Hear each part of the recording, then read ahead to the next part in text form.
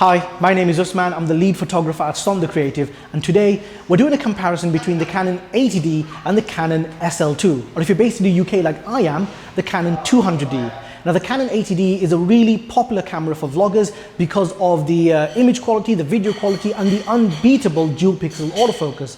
Now the SL2 comes in with the same autofocus system and some amazing features, and I want to know, how does the SL2 compare to the 80D? Could it be a good and viable alternative to the 80D, especially when you consider the price difference? So yeah, we're going to do a bunch of comparisons between the two. Let's find out how these two cameras compare.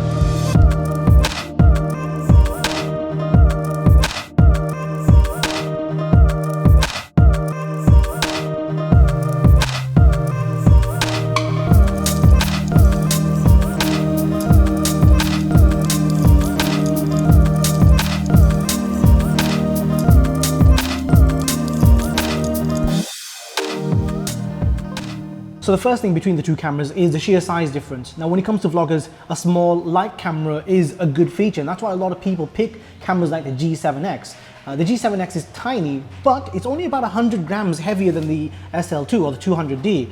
This camera is really small, really light.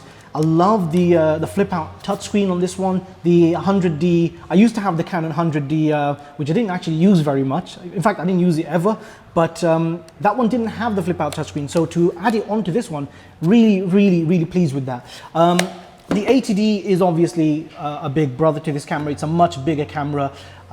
It feels a bit better in the hand as well. The ergonomics are obviously much better in this camera. It's got a lot more professional features. However, when it comes to vlogging, I doubt that most people are going to be using a lot of those features. I mean, most people are probably just going to put this on a little Joby tripod with a little mic like this, and then away you go. That's kind of the general setup. So in terms of ergonomics, not great, but then that's not really what it's used for. The 80D, better ergonomics. I don't know if it's going to be useful though for vlogging. However, what I will say is, I love the fact that it's got a mic jack, it's got a full HDMI port and a USB port as well. The thing I dislike about this camera is the fact that the SD card goes in at the bottom, and it means that you've got to take the bottom drawer off. So if it is mounted on a tripod or on like the Joby tripod or something, it might come in the way, so you might not be able to remove and change batteries and SD cards as quick as you can with the Canon 80D, because on the 80D it's on this side here, much easier to use. The other thing is the battery on the 200D is obviously much smaller. This is the difference in terms of battery size. So you can see there's a huge difference in battery size, which means that the 80D is going to have much better battery life. The 200D battery life isn't great. It might be wise to buy a bunch of these batteries. I would recommend against buying third-party batteries because they tend not to work as well. But in general, you're probably going to need more batteries for this camera just to keep you going through the day.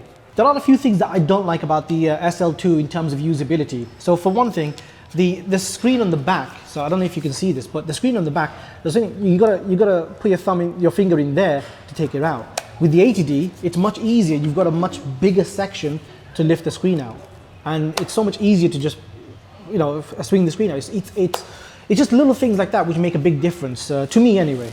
Other things are the buttons or the dials on the back. The 80D has this little scroll wheel, which makes life so much easier, especially if you're scrolling through images or so on. I mean, yes, it does have touchscreen, so I don't know how many people are going to be using the scroll wheel, but I still use it. I use it quite a lot. On this one, you've got this little D-pad, and it's tiny.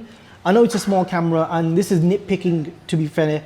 However, this little joypad or D-pad, whatever it's called, I'm not a big fan of it. But touchscreen, so you can just scroll through your images and do whatever you need with the touchscreen. Right, so when it comes to vlogging, the general setup is camera with a little Joby tripod. Casey Neistat tends to use something similar, but then he does have a ball head, which I've got on my other tripod, but I don't have two of them. This camera anyway, it's got a flip-out screen, which makes things really useful. I have found one thing, that when you're using a flip-out screen and you've got a mic connected, you can't really twist the screen anymore, which is a little bit of a pain, but I get it. I mean, if you want to change it, you just unplug it and then you can just move it around after that. But once you've got a mic connected in, you can't twist the screen around. Might not be a major issue, but it's still there. Just gonna plug this back in if I can. Other thing, shotgun mic on top. This shotgun mic is amazing. It's really good. It is directional, so it's gonna only pick up, well, it's going to pick up the ambience as well, but it's going to pick up more of you, which is exactly what you want.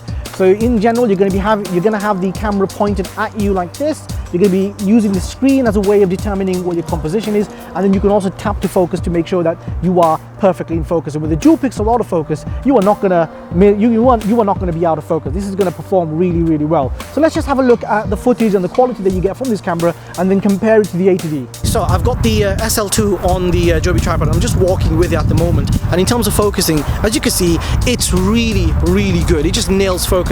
And I'm using the shotgun mic on this one. Although I'm using a lav mic with the Sony camera, the shotgun mic is what I'm using at the moment to show you what the audio quality is and what the audio will sound like as well. We're now shooting with the 80D, and I'm just walking with that camera, and as you can see from the video quality, there's very little to no difference at all. When it comes to the actual quality of the video that you're getting, they're basically the same, so you're not going to miss anything in that sense. The dual pixel autofocus in this camera, again, very, very good. It's just tracking me really well, even as I flip around and move around and bring the camera in and out. And this is going to be the same with the SL2 as well. So that dual pixel autofocus is really going to make a difference to your vlogs, to your videos, when it comes to these kind of cameras. Okay, so we're back in the Tetley, and low light is one of those things which is very important for a lot of vloggers, a lot of people that take pictures and so on. So comparing the two cameras, we're just going to see how well they perform in low light. Now the SL2 or the 200D does have a more modern and newer processor. It's got the Digic 7 processor, a little bit of jargon there, but the Digic 7 processor, because it is a more modern processor, theoretically it might be better in low light than the Canon 80D. But let's do a quick test and see how well they perform. Starting with the images first, we're going to have a look at how these cameras perform at a high ISO. So you can see that both have been shot with the exact same lens at the exact same setting. At ISO 1600, there's a little bit of noise in the images, not that much, but the extra or the better processor in the 200D isn't really helping. They're basically identical.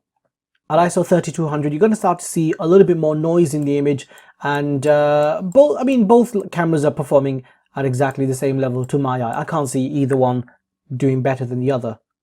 At ISO 6400, the image really starts to break down. A lot of the detail gets lost, and you can see in the eyes there's a lot of loss of detail. Both images, again, performing same level. 12,800, you start to get this magenta cast on the image, and also a little bit of banding that you can see over here. Again, both images exactly the same, very, very noisy. The Canon 80D does go up to 16,000 ISO, however, it's not usable. The 200D goes all the way up to 25,600. Very unusable, really, really noisy image. It's not something I would ever recommend. So this is the 80D being shot at ISO 6400 for video, and the noise levels are pretty bad. Switching over to the 200D, you can see that they're basically identical. There's no difference in performance. So all in all, the SL2 is a fantastic upgrade from the 100D. The features that this camera has are amazing. The dual pixel autofocus, the flip out touchscreen. I'm really, really impressed with how good this camera, or how well this camera performs. It does have a few problems when it comes to ergonomics and buttons and usability, but they're minor issues, and I don't think that the kind of person who's going to be using this camera is going to really suffer when it comes to those issues. The 80D does have a few benefits when it comes to ergonomics and usability, but it is a much heavier camera compared to the 200D or the SL2 as well. The other thing that you need to consider is the price difference between both cameras. The SL2 comes in at about $549, which is almost half the price of the Canon 80D. And for that price difference, you can buy so much more. You can buy the mics that you need, accessories, SD cards, maybe even a bag. And these things really add up, and they're going to be really, really important, especially if you're going to be doing that kind of work on YouTube.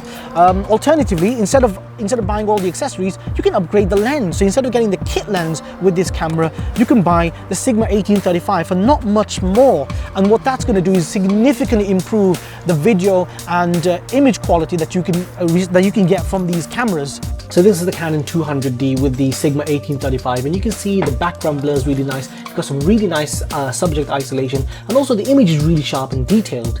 Compare that to the Canon 80D, and the exposure is much darker because you can't shoot as wide in terms of the aperture. And also when you match the exposure for the 80D, you still haven't got that subject isolation or that nice background blur. Anyway, if you do have any questions or comments about this camera, please do get in touch. I'm happy to help. If you need any help, get in touch, more than happy. But yeah, I mean, let me know what your thoughts are. Do you think the SL2 is a good upgrade? Is this something that you'd be interested in buying? Would this be something that you use? I mean, I think it's a fantastic camera. If you have any comments, suggestions, please leave them below. Again, thank you so much for watching my videos. I really do appreciate it. Please hit the like button, please subscribe, check out my Patreon page, and I'll see you guys in the next one. Thank you.